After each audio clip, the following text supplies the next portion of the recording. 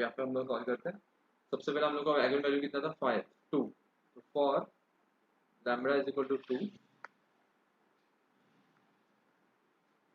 a minus lambda I, ये क्या मेरा कैरेक्टरिस्टिक इक्वेशन, इसको मैंने x से मल्टीप्लाई किया x1 से और मुझे आंसर 0 आया। तो अगर मैं इसको यहाँ पर पुट करूँ तो यहाँ पे मुझे इसके पहले वाले स्टेप में मैंने कुछ लिखा था कि 3 minus lambda minus 5 minus lambda और 3 माइनस लैम्बडा, ये तीन थे। तो ये 2 को क्या करना है, ये तीन में से माइनस करना है एक एक करके। ओके, ये एक एक करके इसमें से माइनस करना है। तो यहाँ पर मुझे इक्वेशन कितना मिलेगा, देखो ये 3, ये वाला टर्म देखो, ये वाला टर्म, इसमें ये लैम्बडा वाला वैल्यू पुट कर रहा हूँ।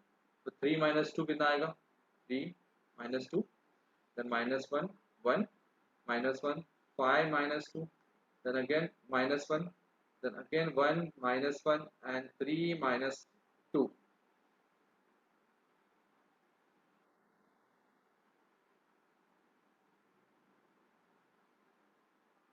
3 minus 2, ये मुझे मिला क्या, आई नया वेक्टर। इसके बाद यहाँ पर ये x जो है ना, ये वाला पार्ट, x मतलब क्या होता है इसके वेरिएबल्स। तो मेरे पास अभी एट प्रेजेंट कितने वेरिएबल्स, 3। तो x1 सॉरी x1 और फिर x y z, कोई कोई बुक में x1 y1 x2 y2 sorry x1 x2 x3 पूछा हुआ है, और कोई कोई बुक में हम लोग के x y एंड z दिया हुआ है। तो लोग जो चाहिए वो ले सकते हैं, सिर्फ तीन वेरिएबल्स आएंगे, याद रखें। ठीक है,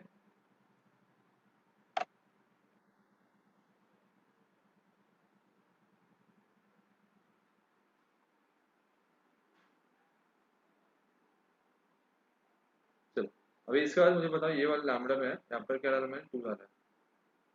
3 minus 2 1 minus 1 1, then again minus 1 3 minus 2 5 minus 2 कितना आएगा 3, then again minus 1 1 minus 1 3 minus 2 1। Okay, x y z equal to 0 0 0, ये वाला पार्ट पूरा प्रॉपर्ली याद कर लो, क्योंकि यहाँ तक मुझे ये वाले वैल्यू सॉल्व करनी हो गया। अभी मुझे क्या करना है, इसको रो ट्रांसफॉर्मेशन के थ्रू रिड्यूस करना है। रिड्यूस मतलब इन द सेंस मुझे इसको एक्लियन फॉर्म मैट्रिक्स में लेके आना है। Echelon form of matrix, echelon form of matrix में क्या होता है कि यहाँ पर हम लोग क्या करेंगे कि आपका जो मैट्रिक्स है वो मैट्रिक्स को हम लोग एक अच्छे तरह से सॉल्व करके एक प्रॉपर डिसिप्लिन वे में लेके आएंगे। मतलब क्या डिसिप्लिन वे मतलब कैसा, तो एक्लियन मैट्रिक्स का बोलता है, एक्लियन मैट्रिक्स,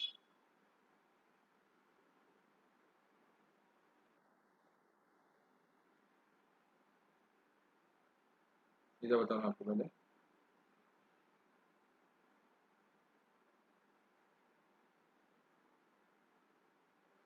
एक्लियन मैट्रिक्स ऐसा मैट्रिक्स है जहाँ पर हम लोग के जो जीरोज होते जीरोज, ये जीरोज बॉटम लाइन में होने चाहिए। ओके, ये फर्स्ट कंडीशन है। और वैसे ही सेकंड कंडीशन ये है कि यहाँ पर आपके जो जीरोज है वो लीडिंग जीरोज चाहिए। लीडिंग इन द सेंस ऐसे, मतलब अगर रो 2 में एक जीरो है तो रो सॉरी रो 2 में अगर एक जीरो है तो रो 3 में आपके एक से ज्यादा जीरो होने चाहिए। तो इट कैन बी 2 और 3। तो नीचे जो एलिमेंट्स है ना वो ज्यादा चाहिए, ऐसे ऐसे चाहिए लीडिंग एलिमेंट्स, लीडिंग जीरोस चाहिए। ठीक है, ये वाला या फिर ये दोनों में से एक कंडीशन सेटिस्फाई होना चाहिए। दोनों में से अगर एक भी कंडीशन सेटिस्फाई मतलब लोअर बॉटम में सारे एलिमेंट्स जीरो है, ठीक है, एक दो कोई भी चलेगा, कितने भी एलिमेंट तो जो कितने भी एलिमेंट जीरो होते हैं पर सारे बॉटम में चाहिए, तो उसको हम लोग बोले इक्लियन फॉर्म मैट्रिक्स फॉर्म हो गया। और फिर इक्लियन फॉर्म ऑफ मैट्रिक्स से हम लोग क्या करेंगे, यहाँ पर रैंक निकालेंगे। अभी रैंक कैसे निकालेंगे, तो रैंक निकालेंगे जो भी नॉन जीरो रोज है उनको काउंट करके, नॉन जीरो रोज। तो मुझे बताओ अभी ये केस के अंदर मुझे कितने नॉन जीरो एलिमेंट्स है, नॉन जीरो रोज है। तो मेरे पास एट प्रेजेंट तीन रोज है, R1 R2 R3, करेक्ट है। तो इसमें से 2 और 3 पूरा जीरोज है, सिर्फ बचा 1। so the rank of so the rank is equal to 1। ठीक है, सेम वे यहाँ पर देखो ये वाला एक जीरो है, ठीक है, ये एक जीरो सिंगल जीरो, तो ये पूरा जीरो नहीं है एलिमेंट, सिर्फ मुझे यहाँ पर ये वाला पार्ट एक जीरो है, बाकी सब तो ऐसा का वैसा ही है ना। यहाँ पर देखो ये पूरा एलिमेंट जीरो है। तो इसका मतलब ये दो एलिमेंट नॉन जीरो है और यहाँ पर तीन एलिमेंट नॉन जीरो है, मतलब यहाँ पर दो रोज है R1 एंड R2, ये दोनों एलिमेंट दोनों रोज नॉन जीरो है एट प्रेजेंट, पूरे नॉन जीरो है। ठीक है, इसमें सारे एलिमेंट्स, इसमें एक भी एलिमेंट प्रेजेंट रहेगा कोई भी जो कि एक नॉन जीरो एलिमेंट है, तो उस टाइम पे इसको हम लोग as a non zero row ही कंसिडर करेंगे। तो यहाँ पर rank of this matrix, rank of this matrix will be 2। जितने भी नॉन जीरो एलिमेंट्स हैं उसके हिसाब से यहाँ पर हम लोग को रैंक मिलता है। ठीक है, तो मुझे अभी यहाँ पर ये एक्लियन फॉर्म ऑफ मैट्रिक्स फॉर्म करना है। तो एक्लियन फॉर्म मैट्रिक्स मतलब क्या, बॉटम में जीरो होने चाहिए सारे, एक या फिर दो रोज, या फिर लीडिंग एलिमेंट जीरो चाहिए। ठीक है, तो ये मुझे अभी यहाँ पर फॉर्म करना है। तो ये फॉर्म कैसे करेंगे, तो रो ट्रांसफॉर्मेशन नाम का एक चीज होता है, रो ट्रांसफॉर्मेशन से हम लोग इसका आंसर निकालेंगे। तो कैसा आएगा, तो रो ट्रांसफॉर्मेशन के लिए मैं क्या करता हूँ, सबसे पहले ये एलिमेंट को पकड़ा, ये मैट्रिक्स को पकड़ा, इसके अंदर मैंने क्या किया, रो ट्रांसफॉर्मेशन अप्लाई किया। तो सबसे पहले चेक करो ये जो एलिमेंट है ये वन होना चाहिए, तो ये वन है, परफेक्ट। फिर इसके हेल्प से मुझे नीचे के दोनों एलिमेंट्स को क्या करना है, जीरो करना।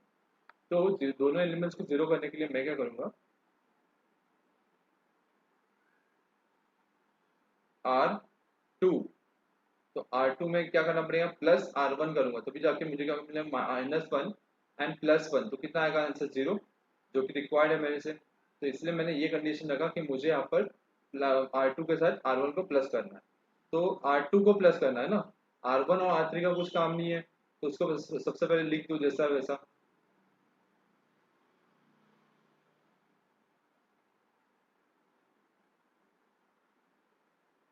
करेक्ट, वैसे यहाँ पर भी है माइनस ये, सॉरी ये जीरो, करेक्ट। इसके बाद फिर यहाँ पर आएगा R2, R2, R2 3, यहाँ पर साइड में लिख दूंगा मैं, देखो R2 प्लस R1 बोला ना मैंने। सेकेंड एलिमेंट कौन सा, ये वाला 3, और उस टाइम पे फर्स्ट एलिमेंट कितना है, प्लस ऑफ -1, तो मुझे बोला 3 -1 होगा, कितना आएगा 2, तो ये 2 लिख गई, समझे। सेम वे वापस, सेम वे वापस ये वाला पार्ट, ये वाला एलिमेंट आ गया, तो ये वाला एलिमेंट कितना है, -1, तो R2 कितना है, -1, और यही टाइम पे मेरा R1 का एलिमेंट कितना है, ये वाला पार्ट 1, तो +1 कितना आएगा, 1 R -1 +1 0, डन, समझे।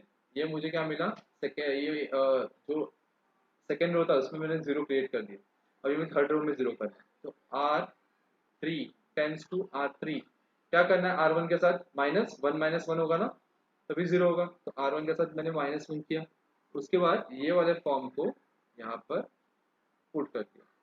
ये कितना है, 1 -1 1 0 2 0, मैंने कुछ हाथ नहीं लगाया अभी तक, मैंने सिर्फ इसको ऐसे ही रखा हुआ है। ओके, फिर ये माइनस किया मैंने, तो यहाँ पर कितना आएगा, 0, correct. Same way R3 -R1 किया ना मैंने, तो R3 का वैल्यू कितना है इधर, मुझे पता है यहाँ पर कितना है, R3 का वैल्यू -1, करेक्ट। उसके बाद R1 का वैल्यू कितना, माइनस ऑफ -1, बराबर है, तो -1 माइनस माइनस +1 कितना होगा, 0, करेक्ट है ये। ओके, नेक्स्ट लास्ट एलिमेंट, अभी लास्ट एलिमेंट कितना है, 1, ये वाला। ओके, उसके ऊपर R1 का वैल्यू कितना है, ये वाला पार्ट -1, तो 1 -1 0, देखो ये एक्लियन फॉर्म मैट्रिक्स फॉर्म हो गया, ये देखो, ये इधर जीरो कितना है, 1, इधर जीरो कितना है, 3, तो चार, और ऊपर से बॉटम वाले सारे एलिमेंट जीरो है, तो इसका मतलब यहाँ पर एक्लियन फॉर्म हो गया। ठीक है, तो एक्लियन अगर फॉर्म हो गया तो मुझे अभी इसके बाद क्या करना पड़ेगा, इसका रैंक निकालो। तो रैंक कितना है, रैंक मतलब क्या, नॉन जीरो एलिमेंट्स कितना है, रैंक कितना है यहाँ पर, ये देखो एक इसमें एलिमेंट अवेलेबल है, मतलब नॉन जीरो होगा 1 एंड दिस इज 2, तो रैंक 2 है।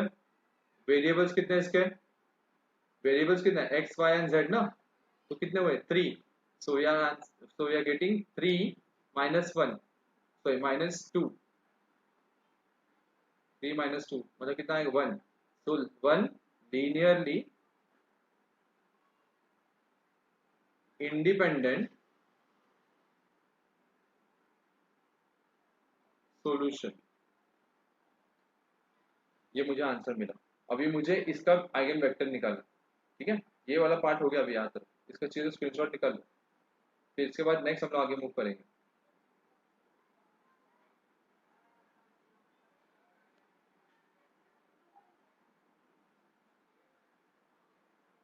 ठीक है, तो मुझे मैट्रिक्स को ऐसा मिला था 1 -1 1 0 2 0 0 0 0,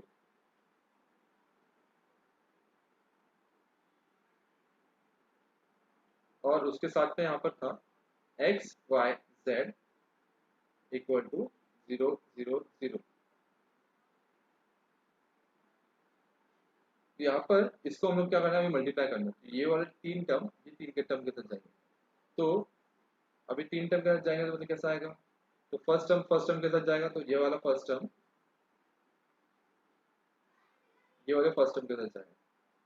तो 1 इंटू एक्स एक्स, फिर -1 into y minus y, 1 into z मतलब plus z, equal to final answer कितना है 0 ये साइड पे, करेक्ट। ये देखो यहाँ पर,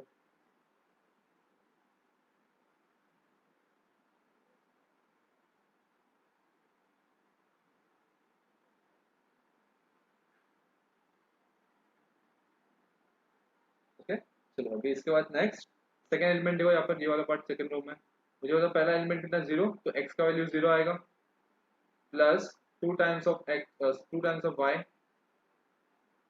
प्लस 0 इक्वल टू 0, बराबर है, डन, बराबर है। तो अभी इसके बाद नेक्स्ट हम लोग क्या करेंगे, यहाँ पर y को y, अभी इसको पहले सॉल्व करते हैं। चलो यहाँ पर 2y इक्वल टू 0 बचा, तो y का आंसर कितना मिला 0, ये फर्स्ट एलिमेंट का आंसर मिल गया। चलो वेरी गुड। इसके बाद उसको उठा के किसके अंदर डालना है, ये इक्वेशन नंबर 1 में पुट करते हैं।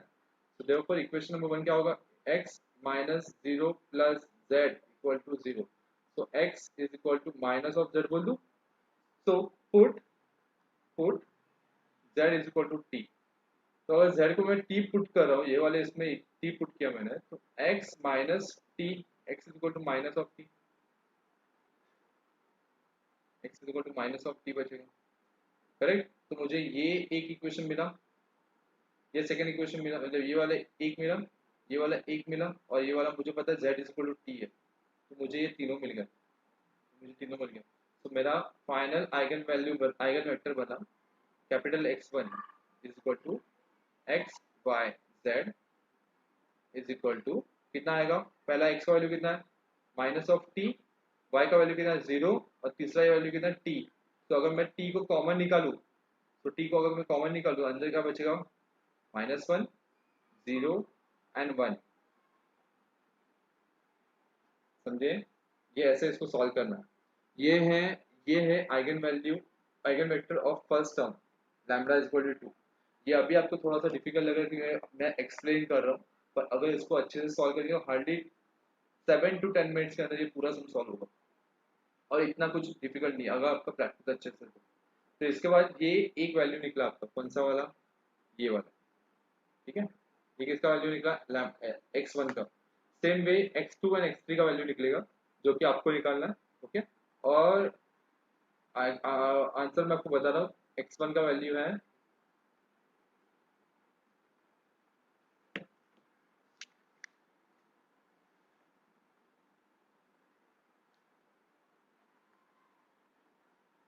t10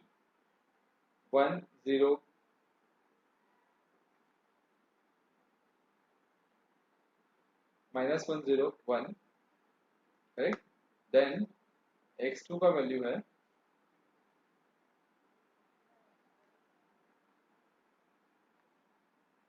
t111, एंड x3 का वैल्यू है t1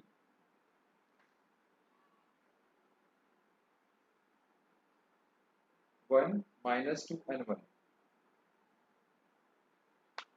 एक बार ये वैल्यूज चेक करो, ये आला हम लोग को मिल गया, सेम प्रोसेस में ये दोनों मिलेंगे आपको, और फाइनल हम लोग का जो आंसर बनेगा ऑफ आइगन वेक्टर्स x, वो क्या बनेगा पता है? वो बनेगा -1 0 1, देन 1 1 1, और लास्ट में 1 -2 and 1। ये मेरा आंसर आएगा फाइनल। ओके, ये मेरा आंसर है फाइनल। इसके हिसाब से हम लोग को आगे जो प्रॉपर वैल्यूएशन है या फिर जो आंसर सब चेक होगा, तो ये प्रॉपरली आपको आना ही चाहिए कुछ भी कर। ठीक है, तो अगर कुछ डाउट है तो आप मेंशन करो कमेंट सेक्शन में, उसके हिसाब से मैं आपको उसका जो भी सोल्यूशन रहेगा वो बता दूंगा। Thank you.